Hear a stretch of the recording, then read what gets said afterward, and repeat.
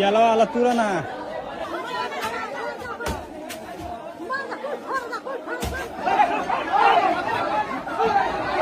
सोचिए, जिस बिहार में सामंती सोच और सामाजिक असमानता के खिलाफ दशकों तक आवाज उठती रही, अगर उसी सोच की एक तस्वीर आज फिर सामने आने का आरोप लगे तो सवाल सिर्फ एक मौत का नहीं रह जाता। सवाल यह भी उठता है कि क्या बिहार में सामंती सोच और सामाजिक भेदभाव की समस्या वास्तव में खत्म हो चुकी है।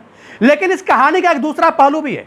अगर किसी मजदूर की मौत को लेकर लोगों में आक्रोश भड़कता है तो क्या उस आक्रोश के नाम पर किसी के घर में तोड़फोड़ करना, वाहनों को आग के हवाले करना और कानून अपने हाथ में लेना कितना सही है।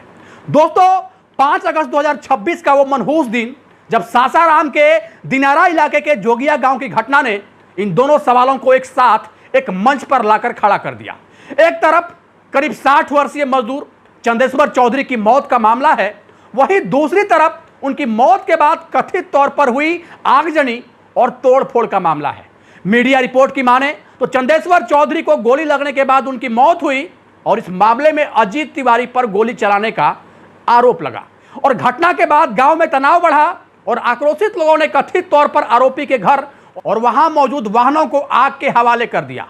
कई थानों की पुलिस मौके पर पहुंची और हालात को नियंत्रित करने की भरपूर कोशिश की। पुलिस के वरिष्ठ अधिकारी भी घटनास्थल पर पहुंचे, लेकिन सवाल यह उठता है कि आखिरकार उस दिन जोगिया गांव में हुआ क्या था। क्यों चंदेश्वर चौधरी अजीत तिवारी के घर पहुंचे थे और दोनों के बीच ऐसी क्या बात हुई कि मामला गोली चलने तक पहुंच गया और उनकी मौत के बाद आखिर गांव में इतनी बड़ी हिंसा क्यों भड़की। आज के इस वीडियो के माध्यम से हम यही समझने की कोशिश करेंगे कि आखिरकार उस दिन हुआ क्या था। दोस्तों, आज की जो सच्ची घटना मैं आपको बताने जा रहा हूं, यह सच्ची घटना बिहार के रोहतास जिले के दिनारा इलाके के जोगिया गांव का है। मीडिया रिपोर्ट की माने तो जोगिया गांव में अजीत तिवारी नाम के व्यक्ति के यहां चंदेश्वर चौधरी लंबे समय से मजदूरी का काम करते थे। चंदेश्वर चौधरी की उम्र करीब 60 साल थी और वह पड़ोस के मनिहारी मिल की गांव के रहने वाले थे। बताया जा रहा है कि घटना वाले दिन चंदेश्वर चौधरी और अजीत तिवारी के बीच मजदूरी और काम छोड़ने को लेकर विवाद हुआ, क्योंकि चंदेश्वर चौधरी अपना मजदूरी मांगने तिवारी जी के घर गए थे और पिछले कुछ समय से चंदेश्वर ने काम भी छोड़ दिया था। इसके बाद वह उनके घर पहुंचे। शुरुआत में दोनों के बीच बातचीत हुई, लेकिन रिपोर्ट्स के मुताबिक इसी दौरान किसी बात को लेकर विवाद हो गया। इसके बाद आरोप है कि अजीत तिवारी ने घर के अंदर से राइफल निकाली और चंदेश्वर चौधरी पर गोली चला दी। गोली लगने से चंदेश्वर चौधरी गंभीर रूप से घायल हो गए। इसके बाद उन्हें वहां से ले जाने की कोशिश किए जाने की बात सामने आई और रिपोर्ट्स के मुताबिक रास्ते में उनकी मौत हो गई और बाद में उनका शव नहर के किनारे मिलने की जानकारी भी सामने आई। हालांकि इस पूरी घटना में वास्तव में क्या हुआ, गोली किस परिस्थिति में चली और मौत के बाद शव को वहां तक कैसे पहुंचाया गया, इन सभी सवालों का अंतिम जवाब पुलिस जांच और अदालत की प्रक्रिया से ही स्पष्ट हो पाएगा। लेकिन जैसे ही गांव में चंदेश्वर चौधरी की मौत की खबर पहुंची, माहौल तेजी से तनावपूर्ण हो गया। लोग बड़ी संख्या में इकट्ठा होने लगे और घटना को लेकर आक्रोश बढ़ता गया। सोचिए उस परिवार पर क्या बीती होगी जब उन्हें अपने करीब 60 साल के सदस्य की मौत की खबर मिली होगी। लेकिन इसके बाद घटनाक्रम ने एक ऐसा अप्रत्याशित और गंभीर मोड़ लिया जिस घटना की किसी ने कल्पना भी नहीं की थी। आक्रोशित भीड़ ने कथित तौर पर अजीत तिवारी के घर पर हमला किया। घर में तोड़फोड़ की गई और वहां खड़े ट्रैक्टर, हार्वेस्टर और एम्बेसडर कार सहित कई वाहनों को आग के हवाले किए जाने की बात सामने आई। तस्वीरों में आप साफ देख सकते हैं कि किस तरह अजीत के घर पर बेकाबू भीड़ और पीड़ित के परिजन कहर बनकर टूट गए हैं। तस्वीरों और वीडियो फुटेज में भी आगजनी और तोड़फोड़ की बात स्पष्ट नजर आ रही है। हालात बिगड़ते देख कई थानों की पुलिस को मौके पर बुलाया गया। इलाके में तनाव को देखते हुए पुलिस बल की तैनाती बढ़ाई गई। रोहतास के एसपी रोशन कुमार समेत कई वरिष्ठ अधिकारियों के घटनास्थल पर पहुंचने की जानकारी सामने आई। विक्रमगंज के एसडीएम, एसडीपीओ और कई थानों की पुलिस ने भी मौके पर पहुंचकर स्थिति को नियंत्रित करने की भरपूर कोशिश की।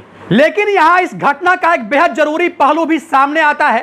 चंदेश्वर चौधरी की मौत को लेकर अगर किसी व्यक्ति पर गोली चलाने का आरोप है तो उस आरोप की निष्पक्ष जांच होनी चाहिए और दोष साबित होने पर कानून के मुताबिक सजा मिलनी चाहिए। लेकिन दूसरी तरफ किसी की मौत के बाद गुस्से में आकर घर में तोड़फोड़ करना, वाहनों को जलाना या किसी की संपत्ति को नुकसान पहुंचाना भी किसी तरह सही नहीं है।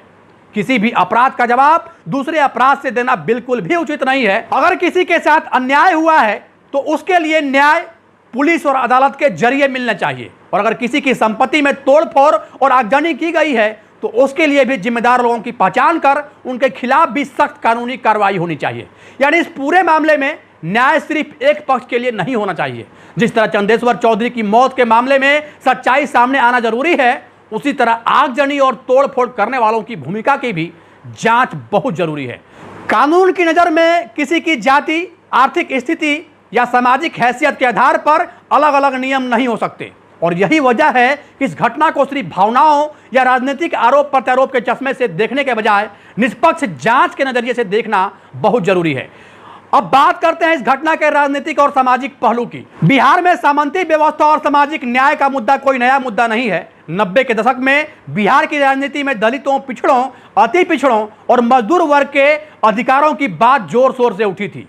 लालू प्रसाद यादव के दौर को उनके समर्थक सामाजिक बदलाव और कमजोर वर्गों की राजनीतिक भागीदारी बढ़ने से जोड़कर देखते हैं, और इसी वजह से बिहार में सामंतवाद बनाम सामाजिक न्याय की बहस आज भी बेहद संवेदनशील राजनीतिक मुद्दा है। जोगिया गांव की घटना के बाद जब घटना से जुड़े वीडियो और तस्वीरें सामने आने लगी तो सोशल मीडिया पर भी इसकी चर्चा तेज हो गई। राजनीतिक गलियारों में भी इस घटना को लेकर सवाल उठने लगे। विपक्ष की तरफ से सरकार पर सवाल खड़े होने लगे और आरोप लगाया गया कि बिहार में सामाजिक रूप से कमजोर वर्गों के साथ होने वाली घटनाओं को लेकर सरकार को और सख्ती दिखानी चाहिए। देखिए, बहुत ही दुखद घटना है, और तो आज हम पीड़ित परिवार से मिलने आए।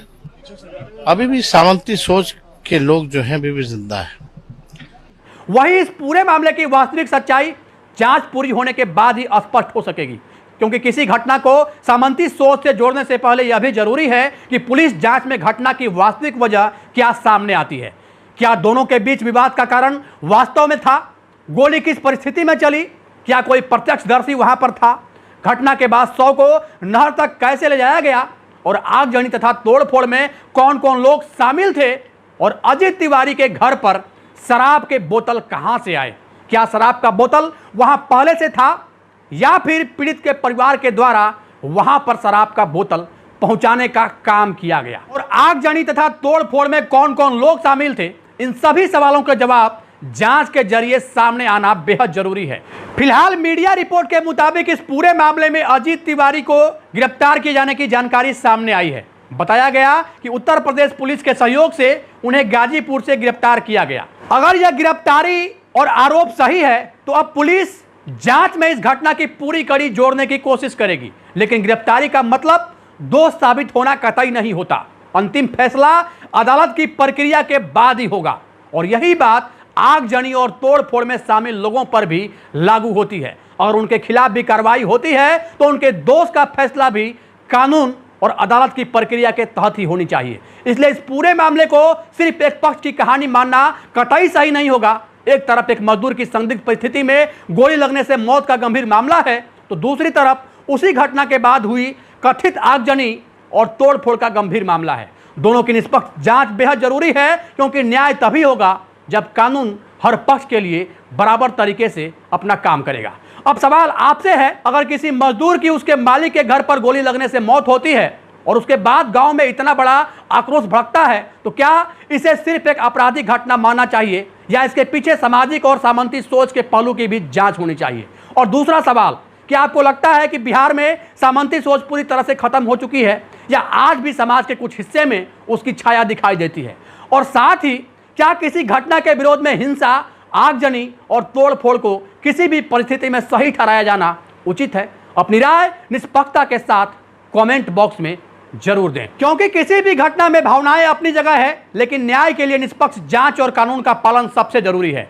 ऐसे ही जमीनी और महत्वपूर्ण खबरों के लिए चैनल जनतक न्यूज को सब्सक्राइब करें, वीडियो को लाइक करें और इसे ज्यादा से ज्यादा लोगों तक शेयर करें। मैं फिर मिलूंगा एक बड़ी खबर के साथ। तब तक के लिए जहां भी रहें सावधान रहें, सुरक्षित रहें, अपना ख्याल रखें। जय हिंद, जय भारत।